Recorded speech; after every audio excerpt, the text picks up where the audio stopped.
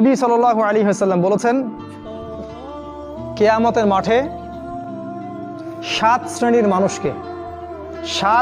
মানুষকে আল্লাহ পাক আরশের ছায়ায় ছায়া দিবেন।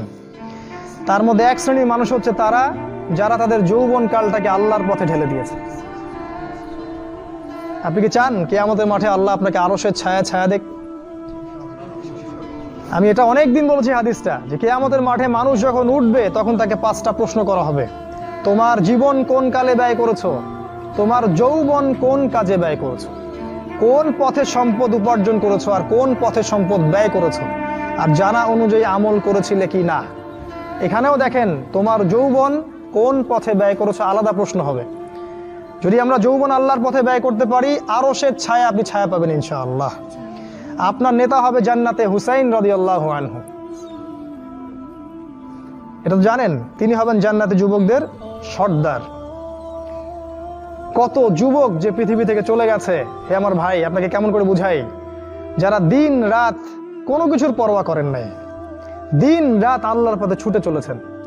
ওই খালিদ বিন ওয়ালিদ রাদিয়াল্লাহু আনহুকে দেখেন, তিনি মৃত্যু সজ্জায় বলেছিলেন যে আমি জাহাদতু কাযা ওয়া কাযা, আমি যে কতই না যুদ্ধ করেছি আল্লাহর পথে, আমার শরীরে এমন একটা দাগও নাই যেখানে, মানে একটা জায়গাও বাকি নেই আমার শরীরের মধ্যে যেখানে কোনো তরোয়ালের আঘাত নাই বা বর্ষার ছোঁয়া নাই। সেদিন তিনি মৃত্যু সজ্জায় বলছিলেন যে আজকে আমি আমার বিছানায় মারা যাচ্ছি, আমি যুদ্ধের মাঠে মারা যাওয়ার সৌভাগ্য আমার হলো না। ফালা নামাত আইনুল জুবালা, তিনি বলেছিলেন যে পুরুষদের দু চোখ যেন কখনো না ঘুমায়। ওই দেখো যুবক, তোমার আদর্শ।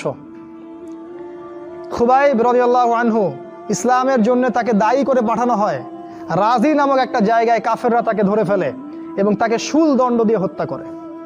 খুবাইব রাদিয়াল্লাহু আনহুকে যখন শুল দেওয়া হচ্ছিল, তিনি বলছিলেন, এই কবিতাটা ভালো করে পড়বা, রাহিকুল মাকতুম বই আছে, লাস্তু উবালিহি না উক্তালু মুসলিমান। তাকে যখন শুল দণ্ড দেওয়া হচ্ছে, শুল দণ্ড মানে বোঝো, পিছন দিয়ে মানে লৌহ দণ্ড প্রবেশ করিয়ে মাথা দিয়ে বের করে দিত। কঠিন দণ্ড, একটা ফাঁসি টাসির চেয়েও ভয়ঙ্কর। এই শুল দণ্ড তাকে দেওয়া হচ্ছে এবং বলা হচ্ছে, তুমি কি চাও তোমাকে ছেড়ে দেই আর মুহাম্মাদকে তোমার জায়গায় শুলদণ্ড দেই? কাফেররা বলেছিল। আর এই যুবক বলেছিলেন যে আমার জীবনের বিনিময়ে নবীর একটা চুলের আঘাত পাক, সেটাও আমি চাই না। দোয়া করছে, আল্লাহ আমার মৃত্যুর সংবাদটা নবীকে পৌঁছে দিও। আল্লাহ পাক সেটা পৌঁছে দিলেন। রাসূল মদিনা থেকে খবর পেয়ে গেলেন যে খুবাইবকে হত্যা করা হয়েছে।